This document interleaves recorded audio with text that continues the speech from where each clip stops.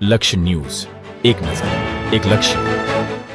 મોટી ભોયણ ખાતે world TB day પૂર્વે લાભાર્થીઓને કીટ વિતરણ કાર્યક્રમ યોજાયો.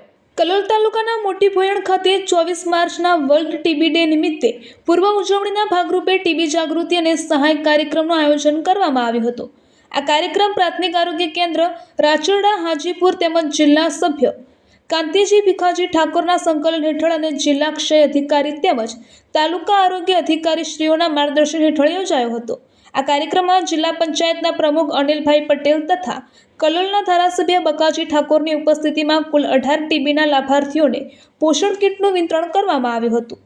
Medical officer doctor Akshay Shroff દ્વારા ટીબી રોગ કેવી રીતે ફેલાય છે, તેના લક્ષણો, સારવાર અને બચવાના ઉપાયો વિશે વિસ્તૃત માહિતી આપવામાં આવી હતી. તેમણે ખાસ કરીને પૌષ્ટિક આહારના મહત્વ પર ભાર મૂક્યો હતો, કારણ કે યોગ્ય આહાર ટીબીના દર્દીઓ માટે અત્યંત જરૂરી છે.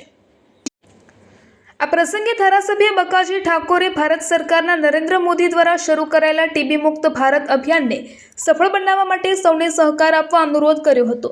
જિલ્લા પંચાયત પ્રમુખ અનિલભાઈ પટેલે પણ ટીબી મુક્ત જિલ્લાની દિશામાં સંકલ્પ સાથે કાર્ય કરવાની જરૂરિયાત વ્યક્ત કરી હતી. આ કાર્યક્રમ દરમિયાન કાંતિજી ભીખાજી ઠાકોરને નિક્ષય મિત્ર તરીકે સન્માનિત કરવામાં આવ્યા અને તેમને પ્રમાણપત્ર આપવામાં આવ્યું હતું. આ કાર્યક્રમમાં જિલ્લા અને તાલુકા સ્તરના અગ્રણીઓ સહિત ભાજપના કાર્યકરો, આરોગ્ય વિભાગના અધિકારીઓ અને પ્રાથમિક આરોગ્ય કેન્દ્રના સ્ટાફ મોટી સંખ્યામાં ઉપસ્થિત રહ્યા હતા. સમગ્ર ટીમના સહયોગથી કાર્યક્રમ સફળતાપૂર્વક પૂર્ણ થયો હતો. રિપોર્ટર સંજય નાયક. ગાંધીનગર જિલ્લા ભાજપના અધ્યક્ષ શ્રી અનિલભાઈ પટેલ સાહેબ, ગાંધીનગર જિલ્લા ભાજપના મહામંત્રી અને આપણા પાડોશી ગામના વતની ખાતરજ ગામના ગુલાભાઈ દેસાઈ,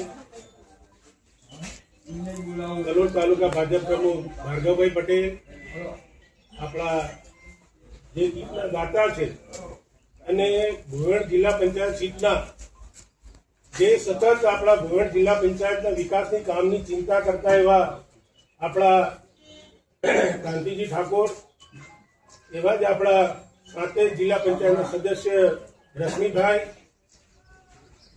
મહામંત્રી મનુભાઈ, હાજીપુરના ડોક્ટરશ્રીઓ, મોટી ભવન ગામના આગેવાનશ્રીઓ, સરપંચશ્રી અને જે અત્યારે જેના લોકો માટે આપણે કાર્યક્રમ રાખ્યો છે, જે આપણે ટીબીના દર્દીઓ જે આવ્યા છે એ લોકો માટે પણ આપણે ભગવાનને પ્રાર્થના કરીએ કે આ લોકો જલ્દી ટીબી મુક્ત થઈ જાય.